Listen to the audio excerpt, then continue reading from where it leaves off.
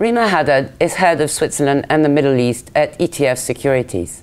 She joins us this morning to discuss exchange-traded products and their outlook. Rima, welcome to Geneva. Thank you very much, Nicolette. ETPs, exchange-traded products, have been extremely popular in the last 10 years. Can you briefly explain why? Yes, if we look in terms of commodity exchange traded products, which is what my company specialises in, as you mentioned, they're a relatively new product. They've only been around for 10 years. And the assets under management for the whole sector globally has grown to just under $200 billion under management. And I think this is quite significant because it really allowed investors, a lot of investors for the first time, to access commodity markets directly.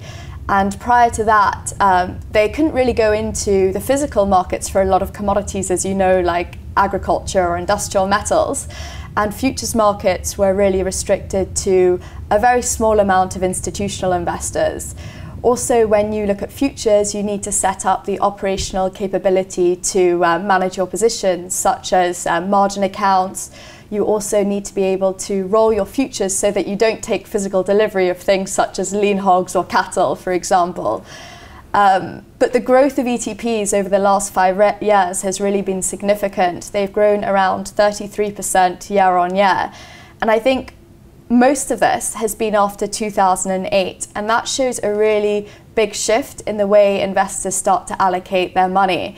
And if you look at it in terms of liquidity, that's a very key element to ETPs because, as a lot of people know, they're intraday traded liquid instruments. And you tend to see the turnover increase when there are market shocks or a lot of volatility in financial markets.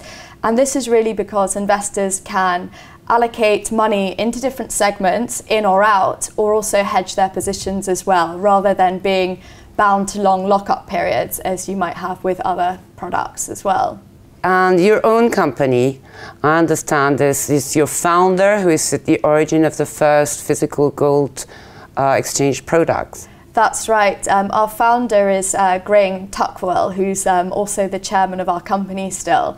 And he essentially invented the term exchange traded commodity and structured for the first time packaging commodities like an equity on exchange. So he created the first physical gold ETP actually in March 2003, so we're celebrating 10 years of the first product.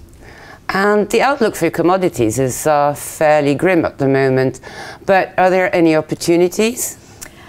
That's true. We have seen quite a weak commodities market so far this year, and it's fallen at around 5%. And I think it's important for investors to really look at why this fall happened and what are the long-term drivers of commodity markets, and does this really still make sense to them? And I think the reasons why it fell were quite unexpected because we saw quite a lot of stimulus from the Fed coming out in Q4 of 2012. And normally when you see the stimulus, this tends to drive capital market flows into emerging markets, which at the end of the chain leads to investment demand in property and trade finance, which tends to boost the commodities demand as well. And we didn't see that this year, and I think one of the biggest reasons is we had much weaker than expected figures coming out from China.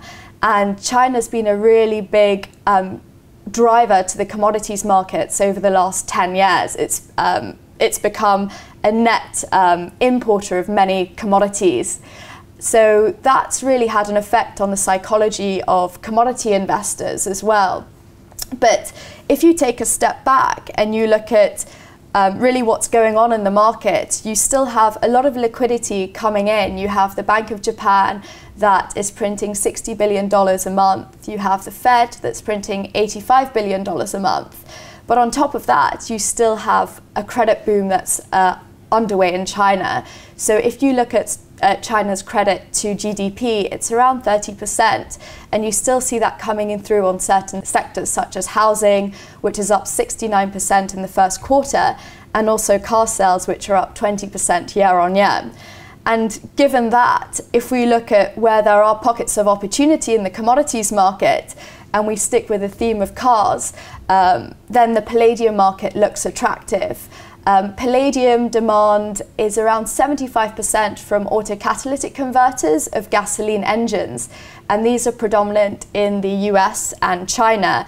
And as I mentioned, we've seen increased car sales in China of 20%, and we've also seen the same phenomena in the US as well.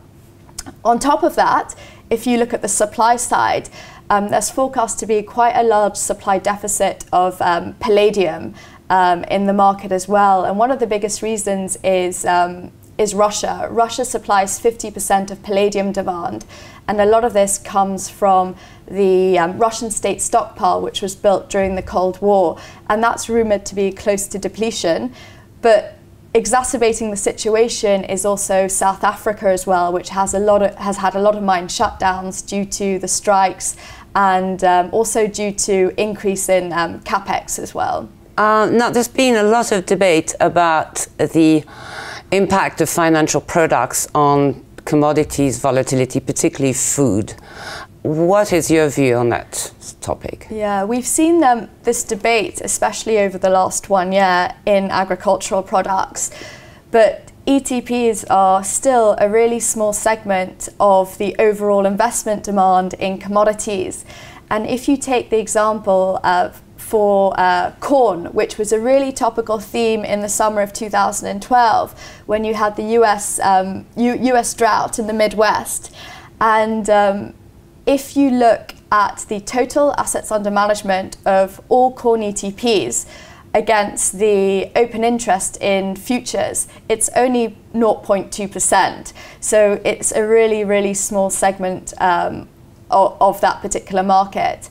But on top of that, when we monitored inflows into corn and agricultural products prior to that, in fact, if you look at that 12 months before you had the sharp increase of about 32% in the corn price, we'd actually seen outflows in agricultural exchange-traded products for that particular period of time. So really, commodity ETP investment is still quite a small segment, and you really need to look at the pure supply drivers, which in the case of agriculture are the weather conditions. Of course. Now, of course, the big topic, gold, the sharpest drop in a long, long time.